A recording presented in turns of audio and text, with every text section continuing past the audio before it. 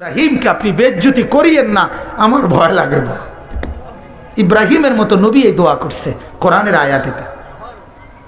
হাদিসের মধ্যে আছে মুসা নবীর মতো নবী আল্লাহর কাছে হাসরের ময়দানের ব্যাপারে বলছে, আল্লাহ হাসরের মাঠে লা আসআলুকা লিয়াউমা উম্মি ওয়ালা উখতি, আমি আমার মাকে চাই না, আমি আমার বোনকে চাই না, বাল আসআলুকা লিয়াউমা নাফসি, আমি মুসা কেবল আমাকে বাঁচাইতে চাই, আমাকে বাঁচাইতে চাই।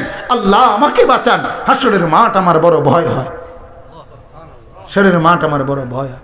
আল্লাহর নবী সাল্লাল্লাহু আলাইহি সাল্লাম বলেন, ইয়াকুব নবী নিজের চোখে দেখবে ইউসুফ নবী ওনার ছেলে দাঁড়াইয়া আছে সামনে, এটা সেই ইউসুফ যার জন্য দুনিয়ায় কানতে কানতে চোখ সাদা বানায় লাইছে। সেদিন হাসরের ময়দানে নবী বলেন, একবারের জন্য ইয়াকুব নবী বলবে না যে আল্লাহ আমার ছেলেটার কি হবে, ইয়াকুব নবী বলবে ইয়া রব্বি নফসি নফসি, আল্লাহ আমাকে বাঁচান, আমাকে বাঁচান। ওরটা ও বুঝবে, আমারটা আমি বুঝতেছি। এটারে হাসরের মাঠ বলে। বাঁচান এই মুসলমান, আল্লাহর নবী সাল্লাল্লাহু আলাইহি ওয়াসাল্লাম হাসরের ময়দানের ব্যাপারে এতটা নবীজি নিজেও চিন্তা করতেন। আপনারা সবাই শুনছেন, জানেন, 5 ওয়াক্ত নামাজের পরে ওলামায়ে কেরাম থেকে জিজ্ঞেস করে দেখেন, 5 ওয়াক্ত নামাজের পরে নবীজি নিজে যার হাসরের আখিরাতের মর্যাদার কোনো সীমা পরিসীমা নাই, সেই নবী 5 ওয়াক্ত নামাজের পরে যে কতগুলো দোয়া করতেন, এর মধ্যে একটা দোয়া, নবীজির একটা দোয়া ছিল এটা, আল্লাহুম্মা হাসিবিনি হিসাবান ইয়াসীরা, আল্লাহ এই বন্ধু আমি আপনার, আমারও বড় ভয় লাগে, আমার হিসাবটা সহজ করে দিয়েন। নবীজি বলছেন এই কথা। অথচ নবীকে আল্লাহ বলছে ওয়ালাল আখিরাতু খায়রুল লাকা মিনাল উলা, বন্ধু দুনিয়াতে আপনাকে যা দিলাম, আখিরাতে যা দেব, এই দুনিয়ার গুলোর চাইতে ওইগুলো অনেক বেশি উত্তম, অনেক বেশি দামি। এরপরও নবী বলেন, আল্লাহ আমার ভয় হয় আমার হিসাব যেন সহজ হয়। অথচ আখিরাতে ওনার মর্যাদার কোনো সীমা পরিসীমা নাই। আল্লাহ তাআলা হাদিসে কুদসিতে বলছে, বন্ধু হাসরের মাঠ আমি আপনার মাঝে আর আমার মাঝে ভাগ করে নেব, কাসামতুল কিয়ামাতা বাইনি ওয়া বাইনাক, আমার মাঝে আর আপনার মাঝে কিয়ামতের দিনটাকে আমি ভাগ করব। আনা মালিকু ইয়াউমিদ্দিন আনতা সাহিবু ইয়াউমিদ্দিন, আমি হব কিয়ামতের দিনের মালিক, আপনি হবেন কিয়ামতের দিনের বাদশা। আপনি বলবেন আমি শুনবো, আপনি সুপারিশ করবেন আমি গ্রহণ করব, আপনি চাইবেন আমি দিতে থাকব। আপনার হাতে আমার ইজ্জতের পতাকা দেব, আপনার জন্য আমার আরশের নিচে মাকামে মাহমুদের আলাদা জায়গা দেব, আপনার জন্য জান্নাতের দরজা প্রথম খোলার উদ্বোধনের অধিকার আপনাকে দেব। এত মর্যাদার পরেও নবী বলতেন, আল্লাহ তবুও ভয় হয়, হিসাবটা সহজ করেন। আপনি কেডা, আমি কে?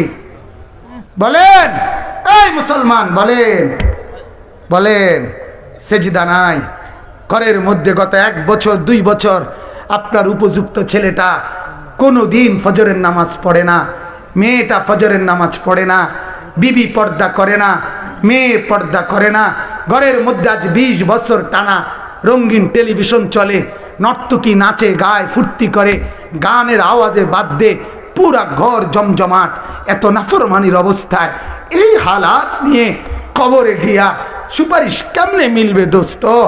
আখিরাতে নবীজির সামনে দাঁড়াবেন কিভাবে? আল্লাহর নবী তো বলবে, উম্মত এভাবে বেজ্জতি করলি কেন? 23 বছরে তোর আমার তায়েফের রক্তের কথা মনে নাই, আমার দামদান শহীদের কথা মনে নাই, আমি 14 দিন পেটে পাথর বাঁধছিলাম ক্ষুধার কষ্টে, একথা কি মনে নাই? আমি 3 মাস চুলায় আগুন জ্বলে নাই, একথা কি উম্মত মনে নাই? আমার এত কষ্ট এত মেহনতকে এইভাবে নাফরমানি করে আমাকে তুচ্ছ তাচ্ছিল্য করলি, আমার দিনকে অপমানিত করলি, আজ কেন বলবো, আজ কিভাবে বলবো আমি মাওলার কাছে? বল উম্মত।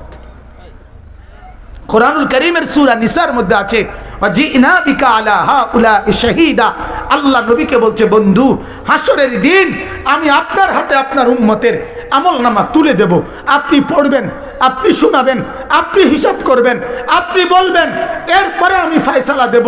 আপনি সায়া সায়া কইবেন। তাফসীরে আল্লাহর কসম এ কথা স্পষ্ট আছে।